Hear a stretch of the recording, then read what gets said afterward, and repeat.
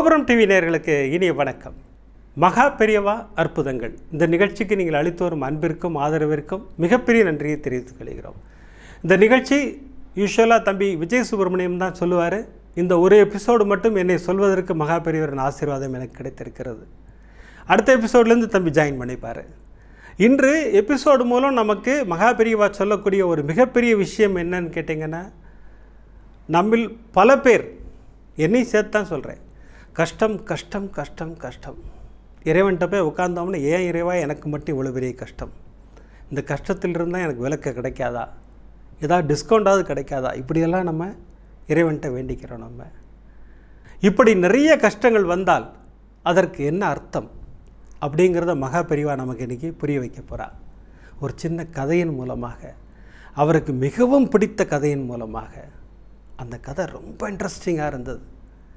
எனக்கு அந்த கதையை கேட்கும்போது மகா பெரியவர் ஒரு மிகப்பெரிய விஷயத்தை இவ்வளோ எளிமையாக புரிய வைப்பாருங்கிறது பிரமாதமாக புலப்பட்டது. அந்த கதை என்ன கதை அப்படின்னு கேட்டிங்கன்னா, மகா பெரியவரை பார்க்குறதுக்கு ஒரு ஃபேமிலி வராங்க. அந்த ஃபேமிலி கண்ணீர் விட்டு கதறுகிறார்கள். பெரியவா, எங்களுக்கு மட்டும் ஏன் இந்த கஷ்டம், ரொம்ப கஷ்டப்படுறோம் பெரியவா, குழந்தைக்கு ஃபீஸ் கட்ட முடியல, வீட்டுக்கு வாடகை கொடுக்க முடியல, மளிகை சாமான் வாங்க முடியல, இவ்வளோ கஷ்டம், நான் கஷ்டத்தை தான் அனுபவிச்சுன்னு வரேன், எனக்கு சந்தோஷமே இருக்காதா, வாழ்வில் கிடைக்கவே கிடைக்காதா, இப்படியெல்லாம் அழுகுறாரு. அப்போ மகா பெரியவா சொன்னால், இன்னும் கொஞ்சம் நேரத்தில் சுப்பு அருமுகம் வந்துடுவார், வில்லுப்பாட்டு நடக்க போகிறது, அதை கேளு, உனக்கு அதில் பதில் இருக்குது, உட்காரு அப்படின்னாரு. அவர் யோசிக்கிறார், நம்ம இவ்வளோ கஷ்டம்னு சொல்கிறோம், அவர் வில்லுப்பாட்டு கேளுங்கிறாரே மகா பெரியவா. அப்போ மனைவி சொன்னாங்க, அதில் ஏதோ விஷயம் இருக்குது, இல்லாமல் பெரியவா அப்படி சொல்ல மாட்டா, வாங்க உட்காருவோன்னு சொல்லி உட்காந்தாங்க. அப்போ அந்த கவிஞர் சுப்பு அருமுகம் குரூப் வந்தாங்க, உட்காந்தாங்க. பெரியவா ஆரம்பிக்கலாமா அப்படின்னு கேட்டார். அருமுகம், எனக்கு பிடிச்ச அந்த கதையை சொல்ல மறந்துடாத அப்படின்னாரு. கண்டிப்பாக சொல்லுவேன், உங்களுக்கு மட்டும் இல்லை எனக்கும் அந்த கதை பிடிக்கும், ஏன்னா அந்த கதையின் மூலமாக பல பேருடைய கேள்விக்கு ஆன்சர் இருக்குது இல்லையா, அதனால் அந்த கதையை நிச்சயம் சொல்லுவேன்னாரு. ஃபஸ்ட்டு அந்த கதையிலேருந்தே ஆரம்பி அப்படின்ட்டா பெரியவா. ஏன்னா அதுக்கு பதில் காத்திருக்கிற ஒரு குரூப் தெரியும் அவருக்கு இல்லையா. கதையை ஆரம்பித்தார் வில்லிசை கலைஞர் சுப்பு அருமுகம் அவர்கள். பிரமாதமாக சொல்லிக்கிட்டு வர்றார். முதல்ல அந்த வணக்கம் எல்லாம் சொல்லிவிட்டு, மகா பெரியவாவுக்கு பிடிச்ச ஒரு கதையை நான் இப்போ சொல்ல போகிறேன், எல்லோரும் கவனமாக கேளுங்க, உங்கள் எல்லாருக்கும் அதில் ஆன்சர் இருக்குன்னாரு. மொத்த கூட்டமாக அலர்ட் ஆகிடுச்சு. என்னடா அது, மகா பெரியவருக்கே பிடிச்ச கதைன்னு எப்படி இருக்கும். கதையை ஆரம்பிக்கிறாரு. எனக்கு அவ்வளோ சந்தோஷமாக இருந்தது அந்த கதையோட முடிவு. நீங்களும் ஸ்கிப் பண்ணாமல் ஃபுல்லாக பாருங்கள், பிரமாதமான கதை. ஒரு பால் பேசுகிற மாதிரி ஒரு கதை. அந்த பால் ஆரம்பிக்குது, நான் பசுமாட்டின் வயிற்றில் இருந்தேன், பாலாக இருந்தேன். அப்போ ரொம்ப நிம்மதியாக இருந்தேன். அந்த கண்ணுக்குட்டி மட்டும் வந்து குடிக்கும், சரி அதுதானே குடிக்குது, குடிச்சிட்டு போட்டுன்னு விடுவேன்.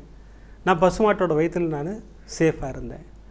ஒரு அம்மா பெரிய குண்டான் வச்சு என்னை கறக்க ஆரம்பித்தார்கள். நான் இப்போ அந்த குண்டானுக்குள்ளே வந்துட்டேன். நல்ல இளம் சூட்டோட அப்படி நுரை தள்ளி என்னை கொண்டு போய் வீட்டில் கிச்சனில் வச்சாங்க. சரி கிச்சனில் தானே வைக்கிறாங்க அப்படின்னு பார்த்தா, அடுப்பை பற்ற வச்சு இந்த குண்டானை தூக்கி அடுப்பில் வச்சுட்டாங்க. எனக்கு சூடு கொதிக்குது அப்படி பயங்கரமாக. நான் இறைவனை வேண்டுறேன், ஏன் இறைவா, நான் பசுமாட்டோட வயிற்றில் தானே இருந்தேன், என்னை இப்போ கொதிக்க வைக்கிறாங்களே, இந்த கஷ்டம் எனக்கு எதுக்கு அப்படின்னு நான் யோசித்தேன். நல்லா பொங்கி வரும்போது அந்த அம்மா கொஞ்சம் தண்ணியை தெளித்து என்னை இறக்கி வச்சுட்டாங்க. சரி இப்போ இதோடு விட்டுருவாங்கன்னு நினச்சேன். இப்போது நல்லா ஆறுன உடனே என் மேலே ஏதோ ஒரு திரவத்தை ஊற்றுனாங்க, பயங்கரமான புளிப்பு. அது என்னென்னு அவங்க பேசிக்கிட்டாங்க, மோர் விடு, அப்போ தான் அது மாறும் அப்படின்னாங்க. நான் மாறுவதை அவர்கள் முடிவு செய்கிறார்கள், என்ன இறைவா இப்படி ஒரு கஷ்டம் எனக்கு அப்படின்னு நான் யோசித்தேன். கொஞ்சம் நேரம் ஆக ஆக நான் கெட்டியாக ஆரம்பித்தேன்.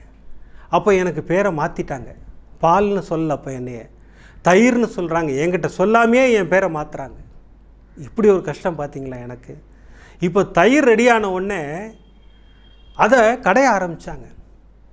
எனக்கு தலைவலி ஜாஸ்தி ஆகிடுச்சு. இறைவா, இவ்வளோ கஷ்டம் கொடுக்குறீங்களே இறைவா எனக்கு, என்ன கடைய என்கிட்டேருந்து ஏதோ ஒரு வஸ்து வெளியில் வந்தது.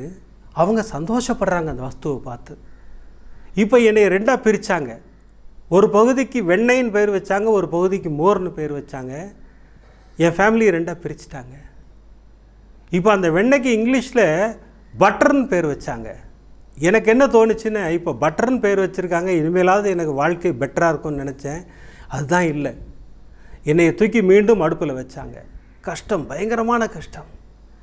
அடுப்பில் வச்சு வச்சு நான் உருக உருக உருக எனக்கு வேறு பேர் வச்சாங்க, நெய்யின்னு பேர் வச்சாங்க.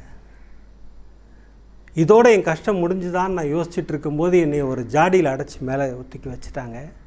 அப்போ 2 பெண்கள் பேசிக்கிறாங்க, உங்கள் ஊரில் பால் என்ன விலை அப்படின்னு பேசிக்கிறாங்க. பால் விலை 20 ரூபாங்க. அப்போ பால் விலை 20 ரூபா தான், ஆனால் இந்த நெய் பார்த்தியா 250 ரூபா விற்கிதுன்னாங்க. 10 மடங்கு ஜாஸ்தி விலை சொல்கிறாங்க. அதை நான் யோசித்தேன். அப்போது நான் 20 ரூபாயாக இருந்த போதை விட நான் பட்ட கஷ்டத்தினால கஷ்டம்னு எல்லா கஷ்டத்தையும் தாண்டி வந்தால் இப்போ என்னுடைய மதிப்பு 10 மடங்கு உயர்ந்து இப்போ 250 ரூபாய் ஆகிட்டேன். இப்போ எனக்கு டிமாண்ட் ஜாஸ்தி. வரவங்க ஃபுல்லாக அந்த கடையில் என்னையே தான் வாங்கிட்டு போகிறாங்க. நெய் கொடுங்க நெய் கொடுங்க நெய் கொடுங்கன்னு வாங்கிட்டு போகிறாங்க. எனக்கு அவ்வளோ சந்தோஷமாக இருந்தது அப்படின்னு சொல்லி இந்த கதையை முடித்தார் சுப்பு ஆறுமுகம். பெரியவா விளக்கம் கொடுத்தா. இந்த கதையிலேருந்து நீங்களாம் என்ன தெரிஞ்சுட்டீங்கன்னு கேட்டா, நமக்கு பகவான் கஷ்டத்துக்கு மேலே கஷ்டம் கொடுக்குறாருன்னா எப்படி இந்த பால் நெய்யாக மாறி ஒரு மிகப்பெரிய உயர்ந்த இடத்துக்கு போச்சோ, அதுபோல் நீங்கள் கஷ்டத்தை அனுபவிக்க நீங்கள் உயர்ந்த இடத்திற்கு வருவீர்கள் என்பதை புரிய வைப்பதற்காகத்தான் இந்த பால் கதையை சொல்ல சொன்னேன் அப்படின்னாரு. அங்கே உள்ளவர்கள் அத்தனை பேரும் சந்தோஷ கடலில் இருந்தார்கள். மகாபெரியவர் காலில் விழுந்து ஒரு மிகப்பெரிய நமஸ்காரத்தை பண்ணாங்க. ஒரு மிகப்பெரிய விஷயத்தை எங்களுக்கு புரிய வச்சுட்டீங்க பெரியவா, ரொம்ப நன்றின்னாங்க.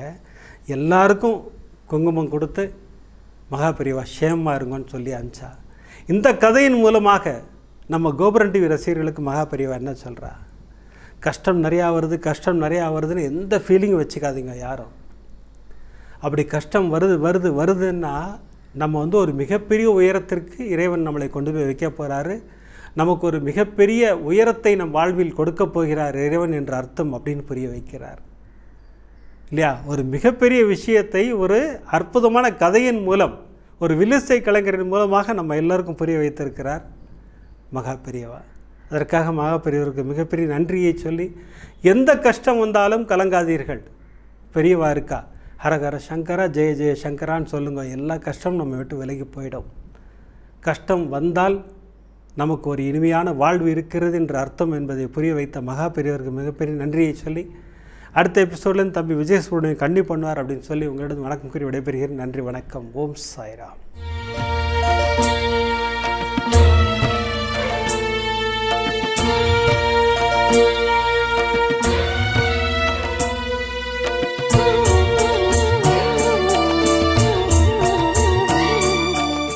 விதம் விதமான பக்தி நிகழ்ச்சிகளை உங்களுக்காக தந்து கொண்டிருக்கிறது உங்கள் கோபுரம் டிவி. உங்களுக்கு பிடித்த நிகழ்ச்சிகளை லைக் செய்யுங்கள், உங்களுக்கு பிடித்த மாணவர்களுக்கு ஷேர் செய்யுங்கள்.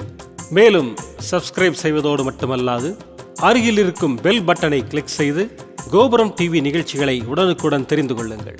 மற்றும் ஒரு மகிழ்ச்சியான செய்தி, கோபுரம் டிவி ஆப்பை கூகுள் பிளே ஸ்டோரில் ஃப்ரீ டவுன்லோட் செய்து கோபுரம் டிவி நிகழ்ச்சிகளை தொடர்ந்து கண்டுகளியுங்கள், பாருங்கள், ரசியுங்கள், பரவசமடையுங்கள். gopuramtv.com. பக்திமயம்.